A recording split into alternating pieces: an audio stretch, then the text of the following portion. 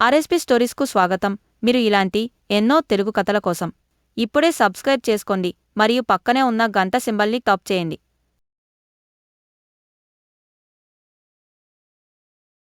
సింహం మరియు ఎలుక ఒక అడవిలో ఒక పెద్ద సింహం నిద్రపోతుండగా ఒక చిన్న ఎలుక ఆడుకుంటూ పరిగెత్తుతూ నిద్రలో ఉన్న సింహం మీదకు ఎక్కింది.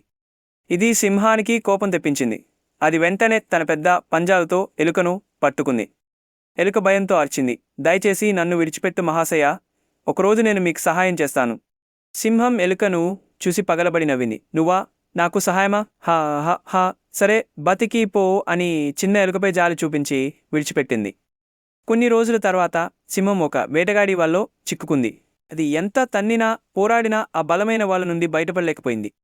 అప్పుడు అక్కడికి ఆ చిన్న ఎలుక వచ్చింది. సింహాన్ని చూసి వెంటనే తన చిన్న పళ్ళతో వలను కొరికింది. కొద్దిసేపటిలో చింపిపోయింది. సింహాన్ని విడిపించింది. సింహం ఆశ్చర్యపోయింది.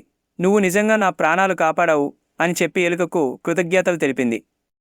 కథలోని నీతి, ప్రతి ఒక్కరూ ఎప్పుడో ఒకప్పుడు ఉపయోగపడవచ్చు. పెద్దవారిని కాపాడటానికి చిన్నవారు కూడా సహాయపడలేరు. Please like, share, subscribe the RSB stories creations.